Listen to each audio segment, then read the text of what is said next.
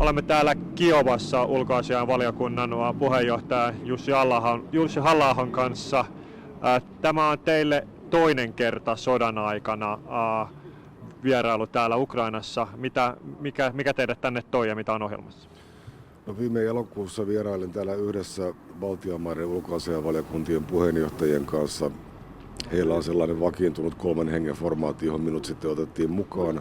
Silloin vietimme täällä viikon. Tämä on lyhyempi reissu. Tämän formaatin nimi on Chairman United for Ukraine. Tässä on nyt mukana muistaakseni 13 Euroopan maasta ulkoasiainvaliokuntien tai puolustusvaliokuntien puheenjohtajia ja varapuheenjohtajia, 20 henkeä. Miksi on tärkeää olla täällä paikan päällä? No, mielestäni on tärkeää jatkuvasti osoittaa kaikilla tasoilla sekä poliittisesti, diplomaattisesti että materiaalisesti tukea Ukrainalle, jotta ukrainalaiset kokevat ja tuntevat, että he eivät ole yksin tässä taistelussaan. Toisaalta meillä on myös tärkeitä keskusteluja paikallisten kanssa ja heiltä saamme ensikäden tietoa siitä, että mitä täällä tarvitaan. Ja nämä ovat sitten sellaisia terveisiä ja viestiä, joita viemme päätöksentekoelimiin omissa maissamme. Suomi ilmoitti juuri lahjoittamansa 3 raivauspanssarivaunua Leopardia tänne Ukrainaan. Mikä on seuraava asia, mitä täällä tarvitaan? No, kuten ukrainalaiset itse ovat huomauttaneet ja kuten itsekin olen monissa puheenvuoroissa todennut, niin me lopulta päädymme antamaan Ukrainalle sitä, mitä Ukraina tarvitsee ja mitä ukrainalaiset pyytävät. Mutta mitä pidemmällä viiveellä ja hitaammin se tapahtuu, niin sitä enemmän veri vuotaa rintamalla. Ja siinä mielessä olisi ehkä hyvä, jos eurooppalaiset voisivat ottaa varhaisemmassa vaiheessa lusikan kauniiseen käteen ja tehdä itselleen selväksi sen, että mikä on meidän tavoitteemme tämän sodan suhteen. Sen sijaan, että me spekuloimme sodan lopputuloksella ja sitä, että mitä sodassa tapahtuu, niin meidän pitäisi asettaa itsellemme selkeät tavoitteet ja sitten tehdä kaikkemme niiden tavoitteiden edistämiseksi. Meillä ei mielestäni ole varaa siihen, että Venäjä voi saavuttaa sodassa sellaisen lopputuloksen, jonka se voisi itse tulkita voitoksi tai jonka muu maailma voisi tulkita voitoksi, koska se johtaisi meille kaikille huonompaan ja vaarallisempaan maailmaan. Ja siksi meidän on tehtävä kaikki, mikä on meidän käsissämme, jotta Venäjä ei voittaisi tätä sotaa. Ukraina on jo vuoden ajan vaatinut hävittäjiä käyttöönsä länsimaailmasta. Pitäisikö länsimaailman lahjoittaa Ukrainalle hävittäjiä? No, siinä on tietysti käytännön kysymyksiä, erilaiset koulutukseen liittyvät asiat ja muut. Että sehän ei ole helppoa, mutta sitä suurimmalla syyllä, ja tämä pätee myös näihin panssarivaunuihin, se poliittinen tahto pitäisi muodostaa nopeasti, jotta sitten voitaisiin ryhtyä ratkaisemaan niitä käytännöllisiä asioita. Itse olen täysin vakuuttunut siitä, että länsimaat toimittavat Ukrainalle myös taistelulentokoneita ja toistan sen, mitä jo äsken sanoin. Olisi hyvä, että siinä asiassa pystyttäisiin toimimaan nykyistä nopeammin. On olemassa ihan oikeita argumentteja tai on olemassa ihan oikeitakin vaikeuksia, joita liittyy tällaisiin monimutkaisiin sofistikoituneisiin asejärjestelmiin. Mutta jos kyse on jonkinlaisesta pelosta ja halusta välttää eskalaatiota, niin mielestäni sen keskustelun pitäisi olla jo käyty.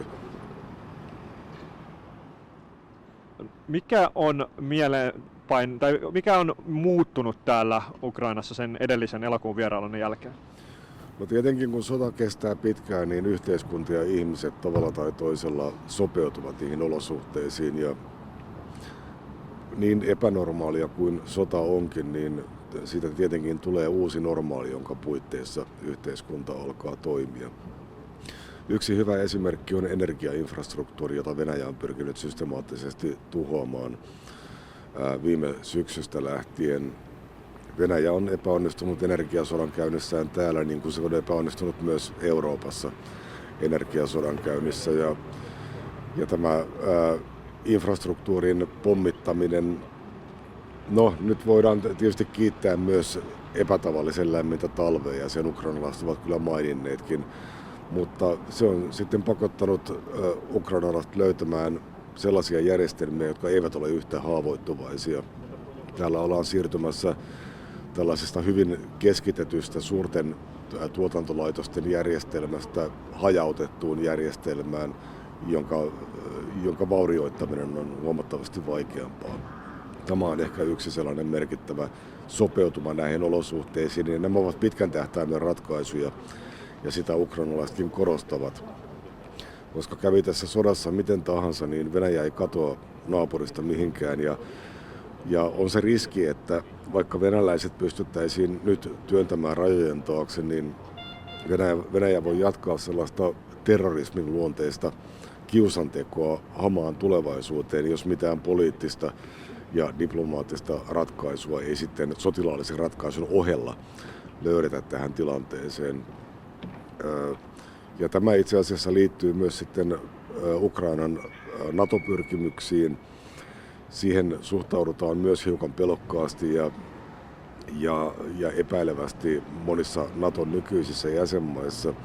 Mutta tosiasia on se, että jos ei ole tehokasta pelotetta Venäjän suuntaan, niin tästä konfliktista voi tulla ikuinen.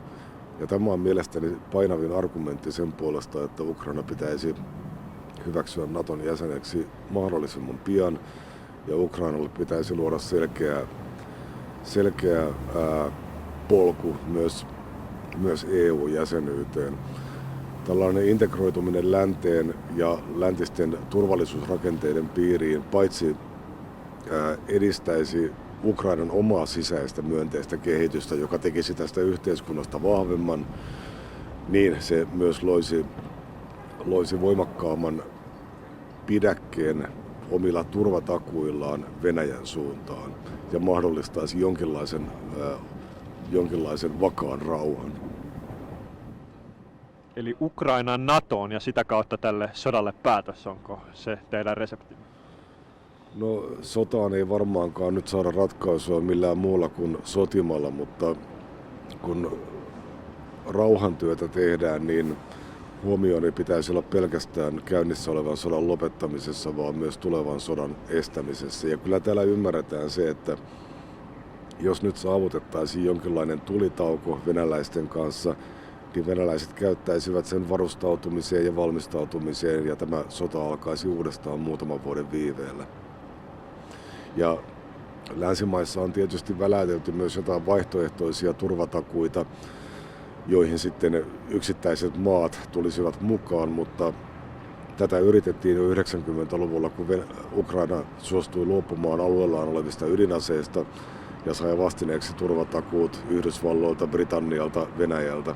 No, nyt on nähty, minkä arvoisia ne turvatakuut ovat.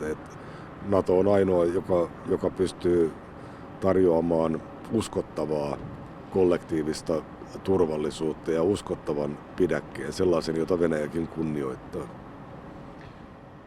Tapasitte eilen illalla presidentti Zelenskin muiden täällä vierailevien ulkoasiainvaliokuntien puheenjohtajan kanssa. Mitkä olivat hänen terveisensä? No, hänen terveisensä olivat pitkälle nämä samat, ja myös EU- ja NATO-integraatiosta vastaava varapääministeri Stefanishina ja parlamentin puhemies Stefanchuk ja energiaministeri Halushchenko toivat kukin omasta näkökulmastaan ja oman toimialansa näkökulmasta näitä samoja viestejä. Hyvä. Loppuun haluaisin kysyä, te olette asuneet täällä Kiovassa jonkin aikaa sitten, vuosia sitten. Miltä tuntuu palata tänne vanhaan kotikaupunkiin näin niin sodan oloissa, ja tuntuuko se tutulta enää? No, kyllä tämä sillä tavalla tuttu kaupunki on, että osaan ongelmitta liikkua täällä. Se, mikä nyt itseäni on tehnyt kaikkein suurimman vaikutuksen viime vuosien aikana, kun olen täällä töiden puolesta liikkunut, on se valtava muutos tässä kielellisessä maisemassa. Vielä 90-luvulla, kun itse opiskelin täällä, niin tämä oli hyvin pitkälti venäjänkielinen kaupunki, jossa ukrainan kielen status ja prestiisi oli varsin matala tavallisten ihmisten keskuudessa, mutta Tämä on kääntynyt aivan päälailleen täällä. Hyvin harvoin kuulee ihmisten enää puhuvan venäjää. Että täällä on tapahtunut tämmöinen ihan tietoinen muutos ja se liittyy tähän kansalliseen tavallaan uudelleen syntymiseen, joka täällä on koettu vuoden 2014 tapahtumien jälkeen ja se prosessi on voimistunut nyt viimeisen vuoden aikana. Ja se on mielenkiintoista ja se on tämän kansan tulevaisuuden kannalta varmaan erinomaisen hyvä asia. Haluatteko lopuksi lähettää vielä ukrainaksi terveiset ukrainalaisille? No ehkä voin todeta sen fraasin, joka on tullut jo tutuksi, että Slava Ukraini, herojem slava. Kiitos. Kiitos.